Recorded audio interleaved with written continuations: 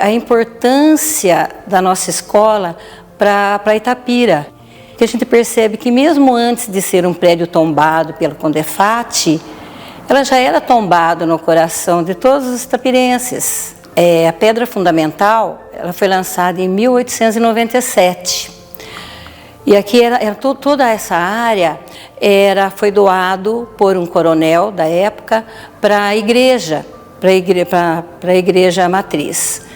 E aí, como a escola funcionava junto à atual Casa da Cultura, mas na época era cadeia. Só que não tinha presos naquela época, né? Então lá funcionava a escola.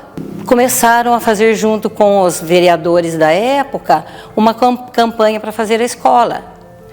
Aí negociaram com a igreja, pagaram para a igreja em contos de réis, não me lembro agora realmente o valor, né? E aí foi comprada essa área e foi lançada a pedra fundamental e em 1900 foi inaugurada a escola. A partir de 1890 nós temos uma mobilização de fazendeiros, né, de pessoas de poder político e social naquela época, que doam dinheiro e doam terras para essa escola. Nessa época, o antigo cemitério da cidade havia sido deslocado para fora da cidade, portanto essa área fica ali desapropriada. E é ali que a escola é construída, a partir de 1895, 96, até a sua inauguração em 1900. Esse grupo escolar era dividido em duas alas, masculina e feminina, e a partir de 1900 nós temos a segunda escola, o segundo ginásio, que seria a escola normal, né, que depois se torna Elvira Santos de Oliveira. No final dos anos 30, já Getúlio Vargas estava no poder, e aí também uma mobilização na cidade para que se venha essa escola, essa segunda escola. Entrei na escola com quase 8 anos, 7 anos e meio, no Júlio Mesquita, fui matriculado lá. A minha vida, o aprendizado que eu tive foi no Júlio Mesquita. Por quê? As professoras ensinavam, o aluno queria aprender, queria saber. Minha primeira professora, Maria do Carmo Chagas, mulher do senhor Pedro Chagas. Parece que está tudo gravado na cabeça, aquela bondosa professora do meu primeiro ano. E a hora do recreio? Tocava sineta.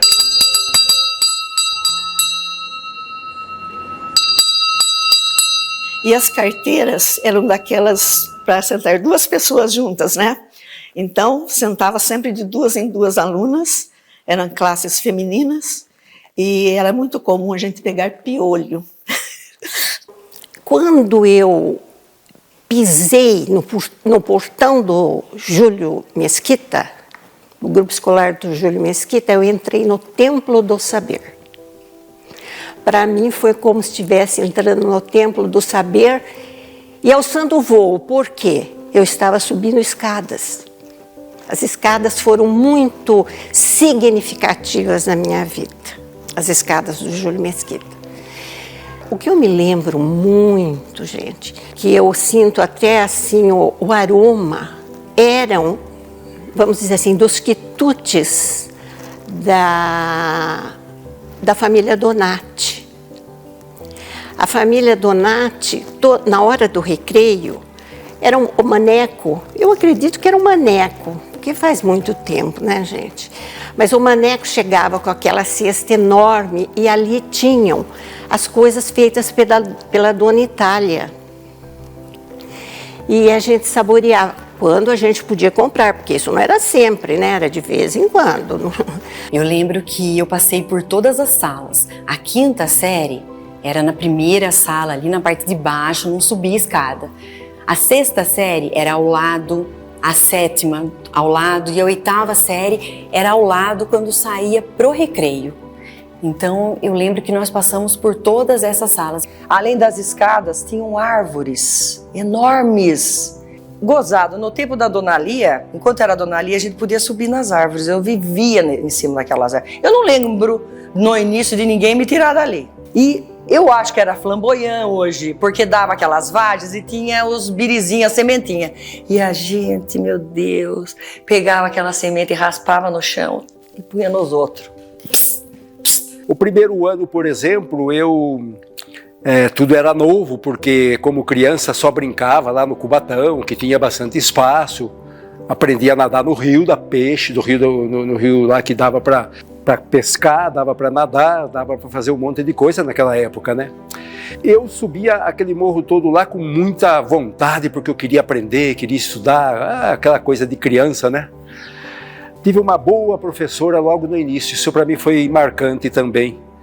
Primeira professora minha, primeiro ano chamava Grupo Escolar, foi a dona Neuza Pérez Nogueira. E ela me deu um livro de presente. Eu nunca tinha... Bom, eu quase nem ganhava presente na época, não tinha muita condição de ganhar presente. Mas foi o primeiro presente que eu ganhei na minha vida, foi um livro. E chamava Os Três Gatinhos. Eu não esqueço nunca o título. Mas tinha as merendeiras, que servia a sopa. Então, na hora do recreio, o que era a sopa? Arroz, feijão, macarrão, carne moída, batata, chuchu ou machicho, dá seu nome que queira. E no tempo de frio, aquelas canecadas de chocolate. Nem era Toddy, era chocolate. Sempre a blusa branca, a saia azul marinho, pregueadinha, né? Uma fita branca no cabelo, isso não podia faltar, tinha que ir, era obrigatório, você não podia deixar de ter, né? Eu me lembro assim, tanto quanto se fosse hoje, eu vejo aquilo ainda, mas eu me lembro muito do seu Parísio, que era um pipoqueiro que ficava na porta do Júlio Mesquita, e ele fazia um doce que chamava quebra-queixo, como ninguém faz. E ele fazia um outro também que era martelinho. Eram duas coisas que não se vê mais, porque você vai nessas barracas de doce, eles falam que é o quebra-queixo, mas não tem nada a ver com o quebra-queixo do seu Parísio. O padeiro, que era o Maneco Donato, o Luiz Donato, que vendia o pãozinho de queijo, o pãozinho de linguiça, mas não tinha dinheiro para comprar. Então, no primeiro ano de grupo, né, que a gente já estava no grupo, a gente escrevia só a lápis no primeiro. E no segundo ano que entrava com a caneta. A caneta era aquela de pena, não havia bique ainda. Era uma caneta de pena. Sabe o que a gente colecionava? Que era todo mundo meio pobre, né? Pontas de lápis de cor. A gente arrumava uma caixinha, uma latinha e colecionava. E uma mostrava para a outra quantas pontas possuía, para fazer inveja.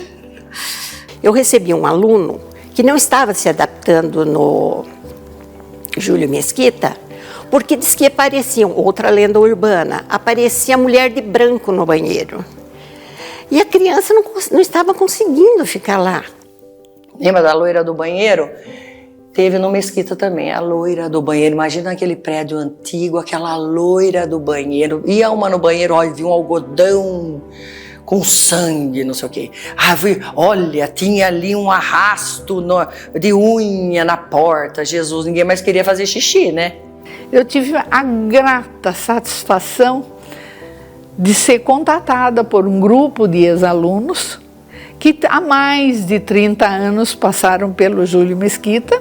Eles foram até lá, pegaram a lista de chamada, entraram em contato com todos os colegas para que se reunissem, fazendo, né, para resgatar o período.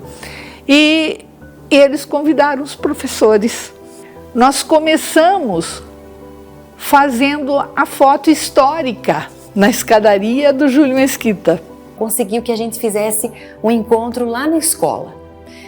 E daí nós andamos por toda a escola e a sensação que eu tive é que nesse dia do reencontro, é que a escola era tão pequena. E quando eu era criança, a escola era tão grande, tão enorme, tão cheia de lugares sombrios que eu não conseguia ver, não conseguia imaginar onde era, não conseguia chegar.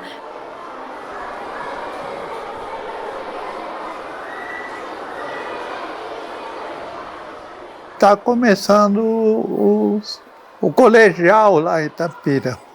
E não tem professor de matemática. Tinha um professor aqui, que aliás não foi um grande amigo meu, Orlando Dini, que você conheceu bastante, mas ele não queria pegar aula no colegial de jeito nenhum.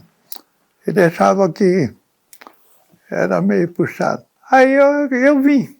Tinha um bar perto da praça, chamado Itapira Bar, que tinha restaurante, tinha lugar para acomodar, morar, inclusive morei lá bastante tempo, ou só ir posar. Voltei a lecionar no ESO, né?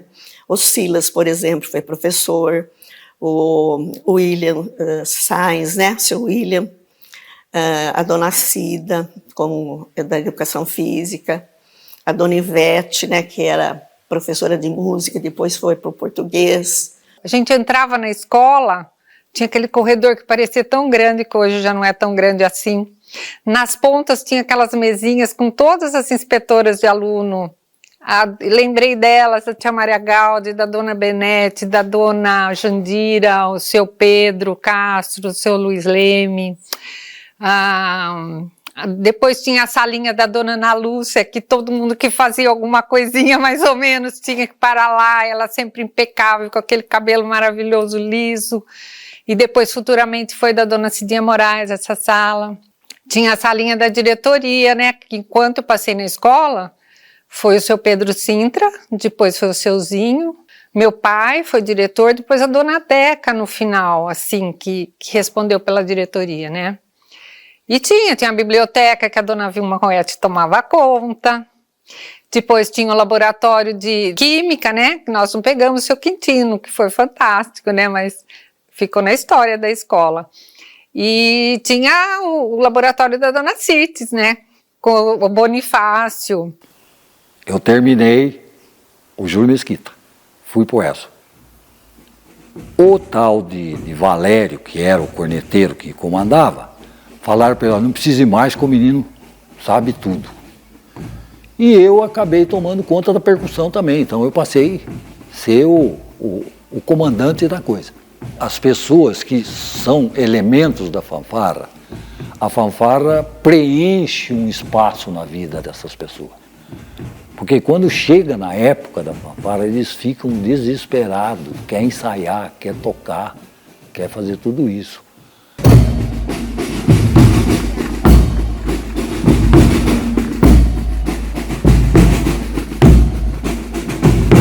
Sou do Cubatão e sempre quis estudar no ESO. Meus irmãos tinham estudado no ESO, eu achava super legal. Tal. Já gostava muito de literatura, né? Sabia que tinha uma biblioteca muito legal lá e tal. E consegui estudar no ESO, e era uma experiência, porque durante muitos anos da minha vida, eu saía a pé da minha casa e ia até o ESO, né? Eu seguia ali pelo Cubatão, passava embaixo do pontilhão, subia aquela escadariazinha, né, Praça Riachuelo, e era muito interessante porque essa caminhada até o ESO, tanto por baixo quanto por cima, pelo centro, ela marcou muito a minha infância, assim, em uma fase de observação da cidade. Começamos a aula com o Barreto. Rapaz, a experiência mudou toda a nossa vida. Eu falo a nossa porque não foi só a minha, mas acho que de muitos que passaram pela tutela dele nas aulas de educação física. Eu descobri o esporte.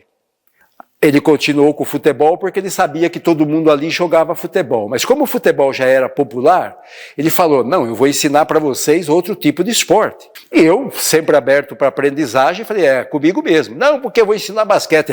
Fui lá aprender. Aprendemos a jogar basquete, aprendemos agora vai fazer uma coisa chamada atletismo. A gente não tinha ideia nem do que era isso. Isso eu tinha 12 para 13. E a Olimpíada, gente, era levada extremamente a sério. Cheguei a ser capitã 2 anos. E o seu Zé foi o início acho que de todos começavam no ESO. Isso é muito importante. O seu Zé era uma pessoa além extremamente contemporâneo, além, visionário, né? E realmente a maneira como ele lidava era uma maneira de disciplina, de incentivo e trazia os meninos firmes ali, né? Realmente teve muito destaque Itapira na época dele, na época do ESO, por conta dele acreditar. E eu tinha amizade, diga-se de passagem, com algumas pessoas que não era legal. Aí que vem seu Zé. Seu Zé puxou, tirou, que se eu continuasse lá, eu acho que talvez não seria professor de educação física. Então o seu Zé puxou para o esporte. O Barreto conseguiu empréstimo de tudo para conseguir fazer aquela que nós chamávamos de pista, que não era bem uma pista, mas ele conseguiu escavadeiras assim, que deixou o terreno bem plano ao redor do campo, que o IESO tinha só o campo. E depois nós fomos com a enxada fazendo a pista. Cada aluno ajudou, cada um de nós daquela época ajudamos na enxada mesmo a fazer a pista. O equipamento que a gente utilizava era precário meu. Então a caixa de salto a gente tinha que arrumar, e a madeira tinha que tirar os matos e competia com o Culto à Ciência, que tinha pista já tinha pista de tartan, competia com a escola de cadetes e tal, mas aí nós aqui, eu acho que o que superava aí era a força de vontade e a persistência do seu Zé. O seu Zé persistia muito, que tanto é que ele pegava a gente, ele dava a aula dele de educação física enquanto a gente treinava, então ele se desdobrava para nos orientar. Pegava os tijolos, levava o cimento, a gente ia atrás, corria na defesa, que chamava aqui, ia lá com rocha para ceder o cimento. Então nós construímos aquela arquibancada, a gente fazia treino, passava a linha férrea no fundo, o treino nosso era correr nas pedras. Que hoje, se falar isso, isso é um absurdo. Bom, só sei que no segundo ano nós ganhamos a região. Foi um feito maravilhoso, porque além do Culto à Ciência, que era grande, tinha também um de Pirassununga, que era muito grande, que também tinha bons atletas, coisa e tal. E foi um feito legal. Ganhamos aqui em Campinas e fomos classificados para ir disputar a final na capital. Para nós era ir para a capital, claro, naquela época a gente ia de trem. Aqui Itapira passava a Mogiana. Mas, gente, ganhamos a competição em São Paulo, fomos campeões estaduais de atletismo colegial. E esse destaque lá em São Paulo, quando nós fomos competir lá, eu me destaquei porque eu ganhei de um cara que tinha sido campeão paulista, e o Paulo Roberto Oliveira, o Paulinho, se destacou também. O Paulinho era velocista, corria 100, 200, 400.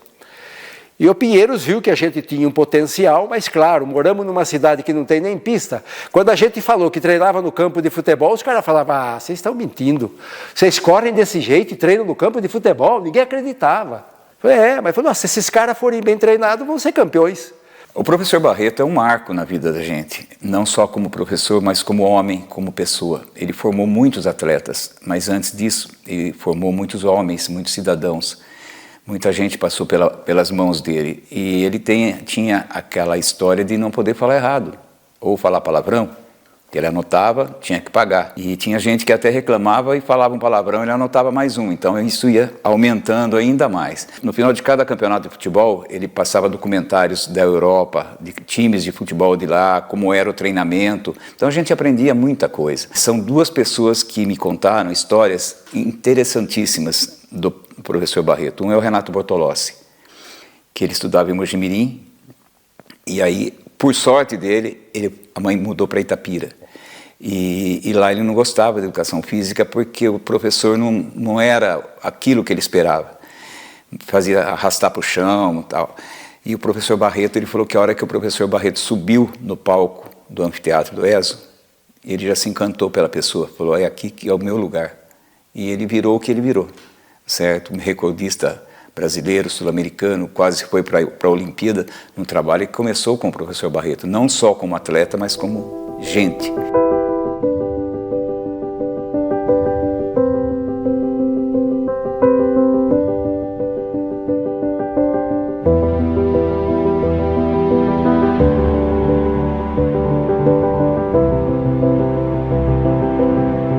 Quando a gente fazia as competições, E geralmente, quase sempre, nós íamos para a final, que era no Ibirapuera.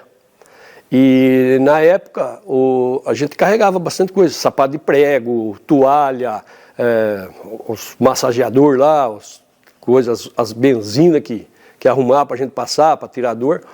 E levava, geralmente naquela época, não tinha, né, nada, levava numa sacola, vamos dizer, na sacola de mercado, né. Aí o seu Zé Barreto teve a ideia de fazer essa mochilinha e ela é estilizada. E nós tínhamos um uniforme muito bonito, que era um azul, uma coisa bonita.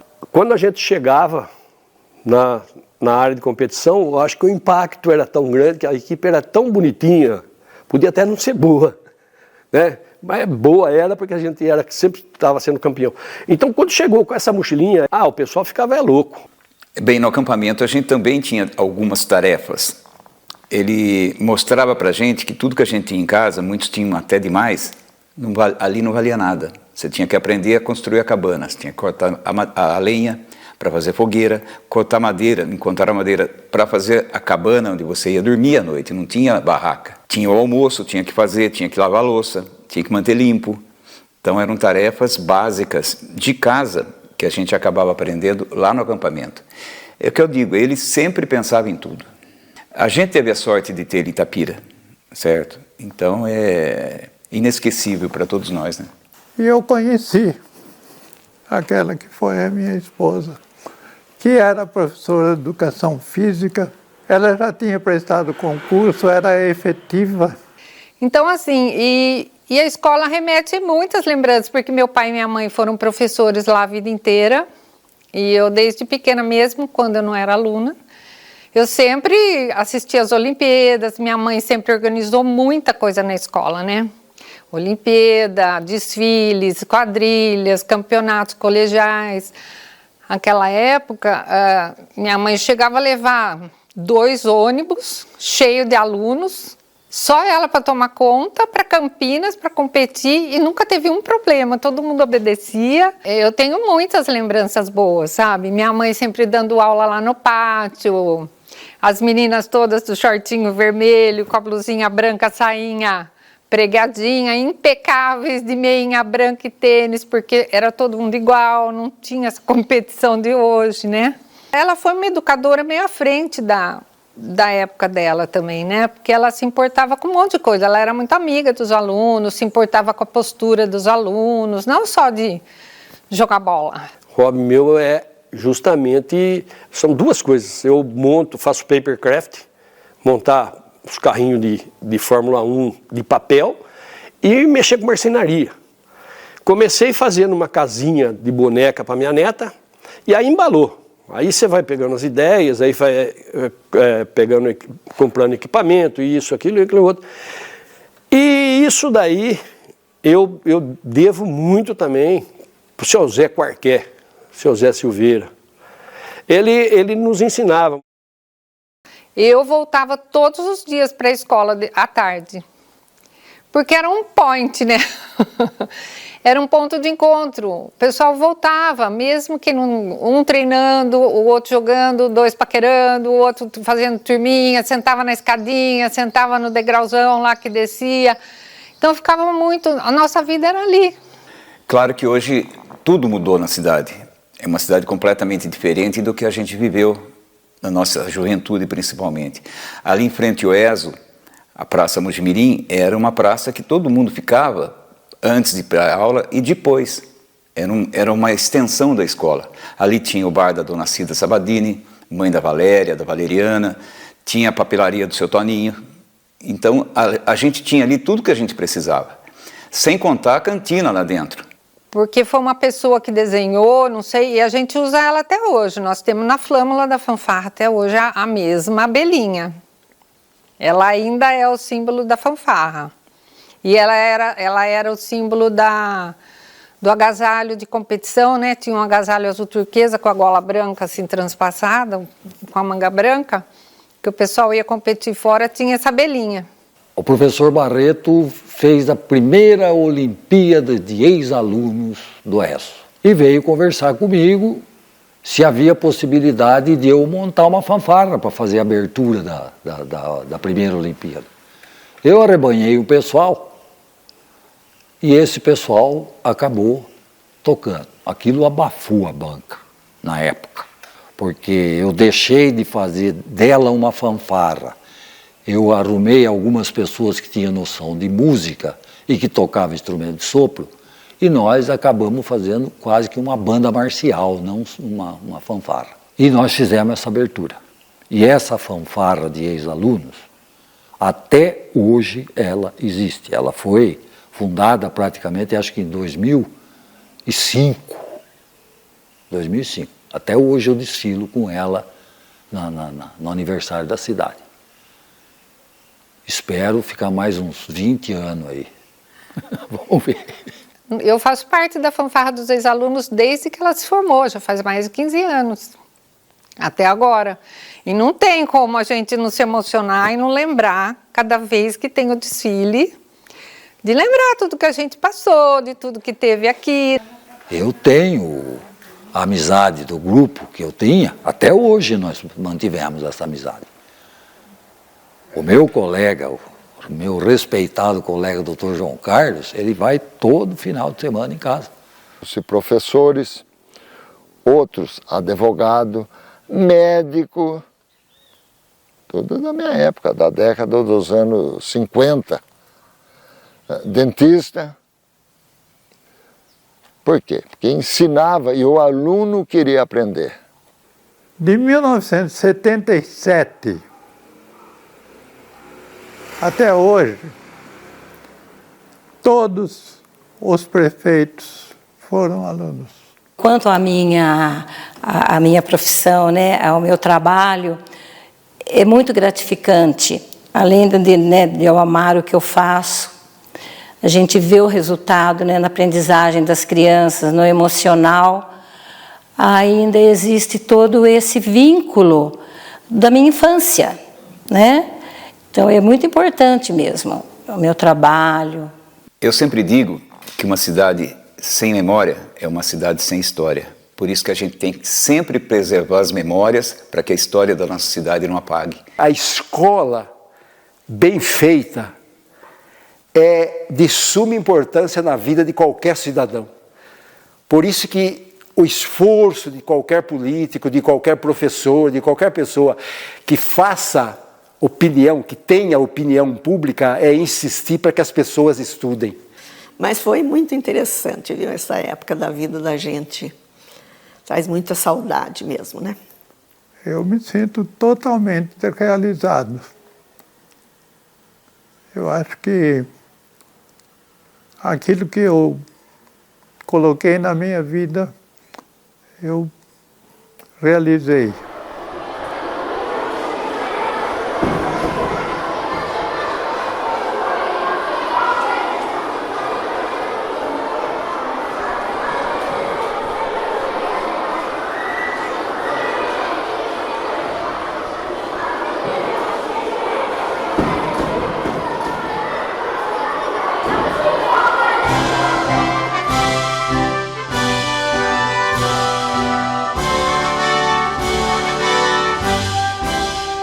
Neste hino prestamos tributo às glórias do nosso instituto. Ergamos a nossa bandeira, Elvira Santos de Oliveira. Nesta casa tão amada, templo de paz e de luz, há de ser sempre lembrada pelas bênçãos de Jesus. Glória do nosso país, é nossa escola entre mim. Salve Itapira feliz, salve querido Brasil. Seus maiores defensores, nossos pais nunca esquecem Todos nossos professores com amor a enobrecem. Glória do nosso país, é nossa escola entre mim. Salve Itapira feliz, salve querido Brasil. Sempre honrar e defender as suas grandes tradições será o nobre dever das futuras gerações. Glória do nosso país, é nossa escola entre mim. Salve Itapira feliz, salve querido Brasil.